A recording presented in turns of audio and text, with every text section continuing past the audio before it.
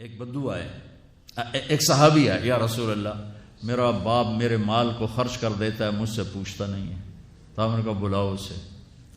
ان کو جب بلایا گیا تو اس نے پوچھا کیوں بلا رہے ہیں؟ کہ تیرے بیٹے نے شکایت کی۔ تو ان کو اتنا دکھ ہوا، انہوں نے چند اشعار پڑھے دل ہی دل میں، زبان پہ نہیں، دل ہی دل میں،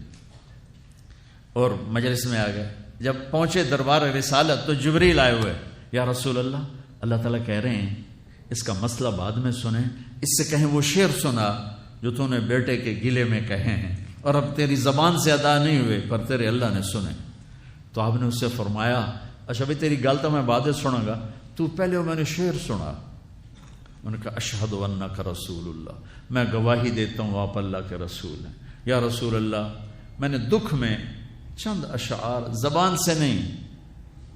دل ہی دل میں دہرائے تھے اور آپ کے رب نے عرشوں پہ سنا،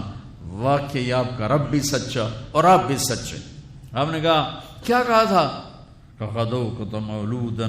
ومنتک یافعا تعل بما اجنی علیک وتنہل واذا ذاقتک بالسقم لم ابت لسقمک الا ساہرا اتململ كأني أنا المتروك دونك بالذي تركت به عيني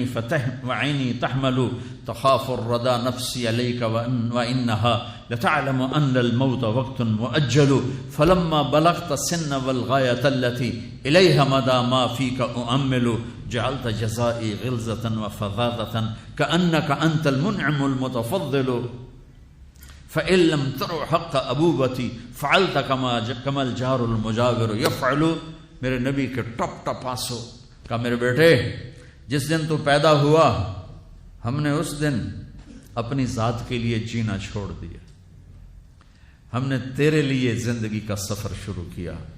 تجھے ٹھنڈی چھاؤں میں بٹھانے کے لیے گرم ہواؤں سے لڑا، تمہیں ٹھنڈی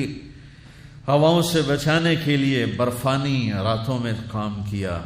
تیری ایک مسکراہٹ دیکھنے کے لیے ساری ساری رات تڑپا،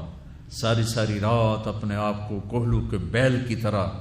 اپنی ساری جوانی کا رس نچوڑ کے تیری ہڈیوں میں ڈال دیا۔ میں بوڑھا ہوتا گیا، تو پروان چڑھتا گیا، میری کمر جھک گئی، تیری کمر اٹھ گئی، میری ٹانگوں سے جان نکل گئی، تیری ٹانگیں مضبوط ہو گئیں، میرے ہاتھ کانپنے لگے، تیرے ہاتھ مضبوط ہوئے، میں لڑکھڑانے لگا، تو اترانے لگا، تو مجھے خیال آیا کہ جیسے میں اس کے لیے دھکے کھاتا تھا، اس کی زندگی کی دعائیں مانگتا تھا، اس کے لیے تڑپتا تھا، چلو آج میرا یہ سہارا بنے گا۔ لیکن جب تجھ میں جوانی کی لہر دوڑی اور مجھے بڑھاپے نے کھا لیا، جب جوانی میں تجھ میں رنگ بھرا اور بڑھاپے نے میرے رنگ چھین لیے، جب جوانی نے تجھے سیدھا کیا، بڑھاپے نے مجھے ٹیڑھا کر دیا، کمر جھکا دی، تو ایک دم تو مجھے ایسے گھور کے دیکھنے لگا، تیری آنکھیں ماتھے پہ چڑھ گئیں اور تو مجھے یوں دیکھنے لگا جیسے میں نوکر ہوں، تو باپ، تو مالک۔ تو میں نے اپنی 30 سالہ زندگی کو جھٹلا دیا کہ ہاں میں باپ نہیں ہوں، میں نوکر ہوں، یہ میرا سردار ہے۔ اگر یہ بیٹا ہوتا تو یوں تو نہ کرتا۔ اس نے میری راتوں کے تڑپنے کو بھلایا، میرے گرمی سردی سے لڑنے کو بھلایا، کولو کے بیل کی طرح میرے چکر کاٹنے کو بھلایا،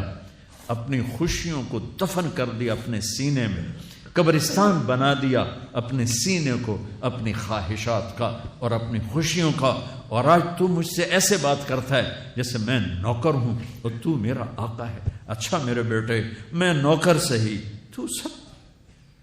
پر میں تیرا پڑوسی تو بندہ پڑوسی سے پوچھ ہی لیتا ہے کیا حال ہے، کوئی ضرورت تو نہیں، اتنا ہی پوچھ لیتے۔ دیکھو میں آج رو رہا ہوں، یہ بڑے دردناک اشعار ہیں،